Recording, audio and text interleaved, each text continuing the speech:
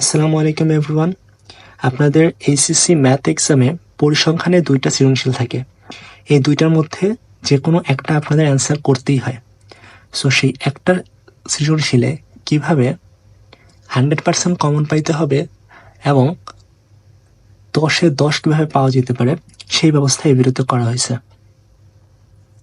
দেখেন, সহজ কথায় যদি বলি, পরিসংখ্যানে যে সৃজনশীলটা থাকবে সেখানে একটা কোশ্চেন মাস্ট থাকবে, সেটা হচ্ছে সংক্ষিপ্ত পদ্ধতিতে গড় নির্ণয়। এটা যে কোনো একটা সৃজনশীলের খ নাম্বারে আপনাকে দিয়ে দিবে। এর সাথে ক নাম্বারে মোস্ট অফ দ্য টাইম অজীব রেখাটা অঙ্কন করতে বলে, যেমনটা আপনারা এই বোর্ড কোশ্চেনে দেখতে পারতেছেন যে 10 নম্বর কোশ্চেনে এই টাইপের একটা উদ্দীপক দেওয়া থাকে। অ্যাকচুয়ালি পরিসংখ্যানের মধ্যে এই টাইপের উদ্দীপকগুলোই ম্যাক্সিমাম টাইমে দেওয়া থাকে। সো 2টার মধ্যে একটা তো মাস্ট এই টাইপের উদ্দীপক থাকবে।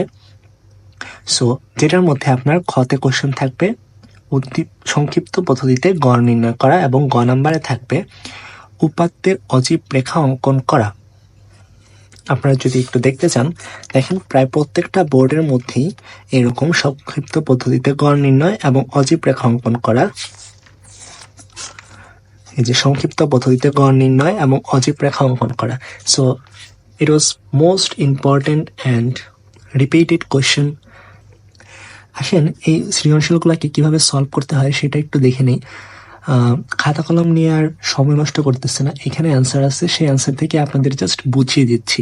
অবভিয়াসলি কথাগুলো একটু মনোযোগ দিয়ে শোনার চেষ্টা করবেন, তা না হলে কিন্তু বুঝতে পারবেন না কিভাবে এগুলোকে অ্যান্সার করতে হয়। সো প্রথমেই আপনারা প্রশ্নের উদ্দীপকটা একটু মনোযোগ সহকারে দেখার চেষ্টা করেন। আপনাদের এই টাইপের কোয়েশ্চেনের মধ্যে অবশ্যই শ্রেণীব্যাপ্তি এবং গণসংখ্যার একটা ছক দেওয়া থাকবে। সো সংক্ষিপ্ত পদ্ধতিতে গড় নির্ণয় করার জন্য আপনাকে প্রথমেই একটা কলাম রাখতে হবে যেখানে শ্রেণীব্যাপ্তি দেওয়া থাকবে। শ্রেণীব্যাপ্তির পরের কলামটা হবে শ্রেণী মধ্যমান, যেটাকে xi দ্বারা প্রকাশ করা হয়। এখন শ্রেণী মধ্যমান আপনারা কিভাবে নির্ণয় করবেন? আপনি জাস্ট সিম্পলি ক্যালকুলেটরে এই 2টা ভ্যালু, নিম্নমান এবং উচ্চমান, এই 2টা মানকে আপনি যোগ করে 2 দ্বারা ভাগ করে দিবেন, তাইলেই আপনি শ্রেণী মধ্যমান পেয়ে যাবেন। যেমন 35 + 30 ডিভাইডেড বাই 2 করলে আমি পেয়ে যাচ্ছি 32.5। এরপরে যেমনটা উদ্দীপকে দেওয়া আছে গণসংখ্যাগুলো সেভাবে লিখে ফেলবেন শ্রেণীব্যাপ্তির মধ্যমানের পরে, যেটাকে fi দ্বারা প্রকাশ করতে পারি আমরা। এরপর একটা ইম্পর্টেন্ট কলাম আমাদের রাখতে হবে, সেটা হচ্ছে ধাপ বিচ্যুতি। এটার মধ্যে ম্যাক্সিমাম স্টুডেন্টরা ভুল করে থাকে। ধাপ বিচ্যুতিটা কিভাবে নির্ণয় করতে হয়, এটার জন্য একটা ইকুয়েশন মনে রাখার চেষ্টা করবেন, সেটা হচ্ছে ui = ধাপ বিচ্যুতি ui = xi। xi কোনগুলো আপনারা জানেন, শ্রেণী মধ্যমান মাইনাস a। এখন a কি? এ হচ্ছে গিয়ে আপনাকে দেখতে হবে গণসংখ্যা কোনটার মধ্যে সবচেয়ে বেশি আছে, কোন শ্রেণীব্যাপ্তিতে সর্বোচ্চ গণসংখ্যা আছে। ফর এক্সাম্পল এই কোশ্চেনটার জন্য আপনার সর্বোচ্চ গণসংখ্যা আছে এইখানে 25। সো এই 25-এর জন্য আপনার শ্রেণীব্যাপ্তি এত, 48 থেকে 53, এবং শ্রেণী মধ্যমান 50.5। সো এই 50.5 হচ্ছে গিয়ে আমার এ এর ভ্যালু। সো আপনি এ পেয়ে গেছেন। এটা ফিক্সড প্রত্যেকটা শ্রেণীব্যাপ্তি বা প্রত্যেকটা ছকের মানে এর জন্য। সো যেমনটা বলতেছিলাম, ui = xi - a divided by h। Wait a minute, h মানে কি? h মানে কিন্তু এখানে হাইট না, h মানে হচ্ছে শ্রেণী ব্যবধান। সো এই জায়গায় অনেকে ভুল করে থাকে, শ্রেণী ব্যবধানটা অ্যাকচুয়ালি আমরা ক্যালকুলেশন করতে পারি না ঠিক মতো। শ্রেণী ব্যাপ্তির মধ্যে শ্রেণী ব্যবধানটা দেওয়া আছে 30 থেকে 35। এখানে দেখে মনে হইতে পারে যে আপনার শ্রেণী ব্যবধান হচ্ছে গিয়ে 5, বাট অ্যাকচুয়ালি এটা 5 না, এটা হচ্ছে গিয়ে 6। আপনি 30টাও কাউন্ট করবেন, 30, 31, 32, 33, 34, 35, কত হলো? 6। সো শ্রেণী ব্যবধান হচ্ছে গিয়ে 6।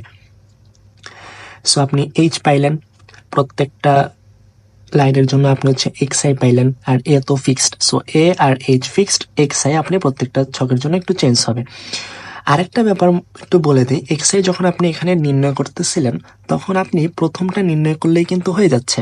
মাত্র আমরা কি শ্রেণী ব্যবধান পাইলাম না? এই শ্রেণী ব্যবধানটা আপনি জাস্ট প্রত্যেকবার যোগ করে দিবেন। প্রথমটার সাথে যদি আপনি 6 যোগ করে দেন তাহলে দেখেন আপনি 38.5 পেয়ে যাচ্ছেন। মানে আপনি জাস্ট প্রিভিয়াস শ্রেণী মধ্যমানের সাথে এইচ এর ভ্যালুটা যোগ করে দিলেই পরের শ্রেণী মধ্যমানটা পেয়ে যাবেন। ওকে, এরপরে জাস্ট একটু ক্যালকুলেটরের কাজ। আপনাকে ইউআইগুলো প্রত্যেকটার জন্য বের করে নিতে হবে। সো বুঝে যাচ্ছে আপনার হচ্ছে যেটার মধ্যে সর্বোচ্চ মানে এ যেই ছকটার জন্য ধরছিলেন সেখানে আপনি 0 পাবেন। সো ইউআইগুলো বের করে ফেলার পরে আপনার কাজ একেবারে সিম্পল। আপনি হচ্ছে কি আরেকটা কলাম রাখবেন যেটার মধ্যে আপনি এফ আই এবং ইউআই দ্যাটস মিন গণসংখ্যা এবং ধাপ বিচ্যুতি এগুলোকে গুণ করবেন। গুণ করার পরে এই ভ্যালুগুলো এখানে লিখে দেবেন অ্যান্ড লাস্টে এগুলাকে সামেশন করবেন বা প্রত্যেকটাকে আপনি যোগ করে নেবেন। Summation of F I and U I গুণফলগুলোর যোগ করে নেবেন। যোগফলটা এখানে লিখে নেবেন। একইভাবে আপনি গণসংখ্যার যোগফলটাও এখানে লিখে নিতে পারেন, যেটাকে আমরা এন দ্বারা প্রকাশ করি, n ইজ ইকুয়াল টু 70। এখন আসেন সংক্ষিপ্ত পদ্ধতিতে গড়ের যে সারণীটা আছে সেটা তো আমরা লিখে ফেললাম। এখানে এই লাইনটা আপনারা একটু লেখা ট্রাই করবেন, হ্যাঁ, সারণীটা লেখার আগে। ওকে, সো গড়ের যে সূত্র সেটা হচ্ছে X bar is equal to A plus summation F I into U I divided by N. Then এই টোটাল জিনিসটাকে আপনার মাল্টিপ্লাই করতে হবে। দেন আপনার এই জিনিসটাকে আপনার মাল্টিপ্লাই করতে হবে এইচ দ্বারা। সো এখানে একটা বোঝার ব্যাপার আছে, সেটা হচ্ছে আপনি কি এই পুরাটাকে যোগ করে দেন মাল্টিপ্লাই করবেন? অবভিয়াসলি না, আপনি এতটুকুনকে মাল্টিপ্লাই করার পরে লাস্টে যে এ এর সাথে সেটাকে যোগ করে দিবেন। ওকে, সো এই ভ্যালুগুলো পুট করে আপনি হচ্ছে গিয়ে এরকম একটা অ্যান্সার পাবেন। সো এই গেল সংক্ষিপ্ত পদ্ধতিতে গড় নির্ণয়। এখন আসেন অজীব রেখা অঙ্কন করা। অজীব রেখা অঙ্কন করাটা এটা গ নাম্বারই ম্যাক্সিমাম টাইমে কোশ্চেনটা আসতে পারে। অজীব রেখা অঙ্কন করার জন্য আপনাকে একটা ছোট্ট সারণী অঙ্কন করতে হবে বা সারণী লিখতে হবে। সেই সারণীটার মধ্যে জাস্ট তেমন কিছুই না, উদ্দীপকে যেরকম শ্রেণীব্যাপ্তি এবং গণসংখ্যা দেওয়া আছে এটার সাথে আরেকটা কলাম জাস্ট অ্যাড করে দিবেন, সেটা হচ্ছে ক্রমযোজিত গণসংখ্যা। ক্রমযোজিত গণসংখ্যা জিনিসটা কি? এটা হচ্ছে আপনার প্রিভিয়াস গণসংখ্যার সাথে বর্তমান গণসংখ্যাটা অ্যাড করে দিয়ে যে জিনিসটা পাবেন সেটা হবে ক্রমযোজিত গণসংখ্যা। ফর এক্সাম্পল, আমার প্রথমটার মধ্যে 3 আছে, সো এর আগে তো কিছুই নেই, সো আমি 3টাকে প্রথমটা জাস্ট অ্যাজ ইউজুয়াল যেরকম থাকবে সেরকমই লিখে দিতে হবে। পরেরটার ক্ষেত্রে আপনি কি করবেন, এখানে গণসংখ্যা 10 আছে, বাট এটার সাথে প্রিভিয়াস গণসংখ্যাটা যোগ করে দিবেন, তাহলে কত হলো 13। 13-এর সাথে আবার এর পরের যে মানে ছক আছে সেখানে আপনি দেখতে পাচ্ছেন যে 18 আছে, সো 18-এর সাথে আপনি আবার প্রিভিয়াস ক্রমযোজিত গণসংখ্যাটা যোগ করবেন। বুঝতে পারতেছেন? আপনাকে জাস্ট এরকম একটা এইভাবে যোগ করে যেতে হবে। That's mean 3 plus 10 is equal to 13 and 13 plus 18 is equal to 31. 31 plus 25 is equal to 56. So এটা একটা জিগজ্যাগের মতো কাজ করবে। আশা করি আপনারা ক্রমযোজিত গণসংখ্যাটা বুঝতে পারছেন। এখন কাজ হচ্ছে আপনার ছক অঙ্কন করা। ছকের ব্যাপারটা একটু মনোযোগ দেন। ছকের মধ্যে আপনাকে হচ্ছে গিয়ে অবভিয়াসলি এক্স অক্ষ এবং ওয়াই অক্ষ এটাকে একটু বলে দিতে হবে। আমরা নর্মালি এক্স অক্ষের সাথে হচ্ছে গিয়ে শ্রেণী ব্যবধানকে নিয়ে থাকি এবং ওয়াই অক্ষের সাপেক্ষে হচ্ছে গিয়ে আপনার ক্রমযোজিত গণসংখ্যা নিয়ে থাকি। কত ঘরকে কত ধরে করবেন সেটা আপনার ব্যাপার। সো আপনি প্রতি এক ঘরকে এক একক ধরেও করতে পারেন, বাট ব্যাপার হচ্ছে এক্স অক্ষে একটা কাজ করতে পারেন, সেটা হচ্ছে এক্স অক্ষে শুরুটা করবেন কত দিয়ে? শুরু করবেন আপনার যে নিম্ন শ্রেণীমানটা আছে সেই মানের থেকে। যেমন এটার ক্ষেত্রে 30 আছে, 30 থেকে আপনি এক কম মানে 29 দিয়ে শুরু করবেন, তাহলে শেষ হবে কোথায়? 35-এ। 35 প্লাস 6 করলে কত হবে? 41। 41 প্লাস 6 করলে কত হবে? 47।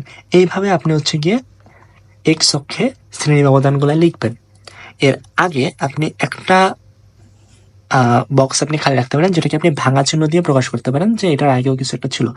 আচ্ছা, যাই হোক, 39 থেকে 35 এর মধ্যে ক্রমযোজিত গণসংখ্যা কত আছে? 3 আছে। সো আপনি এই গণসংখ্যার ওয়াই অক্ষ বরাবর এখানে একটা ফোঁটা দিলেন। এই জিনিসটা আপনারা আরেকটু মনোযোগ সহকারে বোঝার চেষ্টা করেন যে এখানে আপনি এই গণসংখ্যা ক্রমযোজিত গণসংখ্যাটা ওয়াই অক্ষ বরাবর ফোঁটাটা কোন জায়গায় দিবেন? দিবেন হচ্ছে এই যে 35 বা ঊর্ধ্ব শ্রেণীমান যেখানে আছে সেই মানের বরাবর দিবেন আপনি। যেমন এর পরেরটা কত 41, সো 41 বরাবর আপনি ক্রমযোজিত সংখ্যা y বরাবর যতটুকুন আসে সেটা সেই জায়গায় আপনি 41 দিবেন। একইভাবে 47 দেখছেন, এই যে শ্রেণী ঊর্ধ্বমান বরাবর আপনি হচ্ছে গিয়ে এই ক্রমযোজিত গণসংখ্যাগুলো দিতে থাকবেন। ক্রমযোজিত গণসংখ্যা দেখেন অবশ্যই এটা জাস্ট একটা ঊর্ধ্বগামী একটা রেখা হবে, এটা জাস্ট বাড়তেই আছে, সো এদিক থেকেও বাড়তে থাকবে, বাড়তে বাড়তে কত পর্যন্ত যাবে, মোট গণসংখ্যা পর্যন্ত যাবে 70 পর্যন্ত যাবে, এবং এটাও 65। দেখেন আমার সর্বশেষ এটা হচ্ছে কি 65। সো দেন পয়েন্টগুলো যোগ করে দেবেন, হয়ে গেল আপনার অজীব রেখা। বোনাস হিসেবে আপনাকে একটু বহুভুজ অঙ্কনটাও দেখাই দেই। এটা একদমই সিমিলার, আপনাকে জাস্ট একটাই ছোট্ট কাজ করতে হবে, সেটা হচ্ছে এগুলোর শ্রেণীর মধ্যবিন্দু বের করতে হবে। আপনাকে একটা এক্সাম্পল সহকারে দেখাই দেই। যেমন এইটা, এখানেও শ্রেণী মধ্যমান বা শ্রেণী মধ্যবিন্দু একই কথা, আপনি জাস্ট এই দুটাকে যোগ করে 2 দিয়ে ভাগ করে দিবেন, তারপরে জাস্ট এখানের যে ব্যবধান সেটা দ্বারা যোগ করে যাবেন। যেমন এখানে ব্যবধান হচ্ছে গিয়ে আমার কত, মেবি 10, হ্যাঁ 10 করে, সো 10 করে অ্যাড করে দিবেন, আপনি শ্রেণী মধ্যমান পুরোটা পেয়ে যাবেন। এখানে আর ক্রমযোজিত গণসংখ্যা বের করার কোনো ঝামেলাই নেই আপনার কাছে, ক্রমযোজিত গণসংখ্যা বের করতে হবে না। সো আপনি হচ্ছে গিয়ে প্রথমেই লিখবেন 35.5, এটা আরো ইজি বলতে গেলে অজীব রেখা থেকে। সো জাস্ট পয়েন্টগুলো আপনি জাস্ট বলে দিবেন, 35.5, 34.5, 55.5, এরকম করে জাস্ট মধ্যবিন্দুগুলো আপনি এক্স অক্ষে বসাই দিবেন এবং গণসংখ্যাগুলো ওয়াই অক্ষে বসাই দিবেন। এরপরে যেটার যে গণসংখ্যা সেই অনুযায়ী আপনি এখানে বিন্দুগুলো নিয়ে নেবেন। সো যেমন এখানে 35 জন্য আমার গণসংখ্যা আছে হচ্ছে গিয়ে 6, সো এই যে 5 থেকে 1 বড় 6, এটা আপনি কোথায় দিচ্ছেন 45, এই জায়গায় দেখতে পাচ্ছেন, এটা 2 ঘর করে নিচ্ছে আর কি, 1 একক। সো এই তো দেন এই যে যেমন 10-এরটা, এটা কতর জন্য 65.5, সো 65.5 এই যে দেখেন 10-এর এখানে এসে বিন্দুটা নেওয়া হয়েছে, তারপরে জাস্ট বিন্দুগুলো যোগ করে দেবেন। এবং প্রিভিয়াস দেখেন, এটা তো শিক্ষার্থীর সংখ্যা শুরুতেই তো আর 0 হইতে পারে না, তাই না, প্রথমে কিছুটা বেলা থাকতেছে, এর আগের জায়গাটা আপনি এই ভাঙা চিহ্ন দিয়ে এবং একটা প্রিভিয়াস মানে ব্যবধান 10 কমায় যেটা আসে, যেমন 35.5, এটার আগে 10 যদি কমায় নেন তাহলে 25.5 হবে। সো এরকম একটা বিন্দু অ্যাকচুয়ালি আপনাকে নিতে হবে, এবং পরে দিয়েও একটা নিতে হবে, মানে আপনার মধ্যবিন্দু যেটা, এটা থেকে 10 কমায় একটা বিন্দু নিতে হবে, এবং 10 বাড়ায় একটা বিন্দু নিতে হবে, এবং সেই বিন্দুগুলো এখানে অ্যাড করতে হবে, এবং এই বিন্দুগুলো একটু ডট ডট ডট দিয়ে দিবেন, কারণ এটা অ্যাকচুয়াল তো গ্রাফের মধ্যে নাই, আপনার শুরু হচ্ছে কত থেকে, এখান থেকে, সেটা আপনি এভাবে অঙ্কন করতে পারেন। সো এই কয়েকটা ম্যাথ দেখলেই কিন্তু আপনার পরিসংখ্যানের মধ্যে একটা সৃজনশীল 100% কমন পাবেন, এবং 10 আউট অফ 10 মার্কস আপনি কিন্তু তুলতে পারবেন খুবই ইজিলি। বাসায় একবার চেষ্টা করবেন এই জিনিসগুলো প্র্যাকটিস করার, বা আমি এই যে ভিডিও দেখতে দেখতে আপনারা এটাকে প্র্যাকটিস করতে পারেন। নেক্সটে আপনাদের জন্য সেট ও ফাংশন, তারপরে ত্রিকোণমিতি, দূরত্ব, উচ্চতা, সেই চ্যাপ্টারগুলো থেকেও এরকম একটা করে সৃজনশীল আপনাদের জন্য নিয়ে আসার চেষ্টা করব। So see you in the next video. আল্লাহ হাফিজ।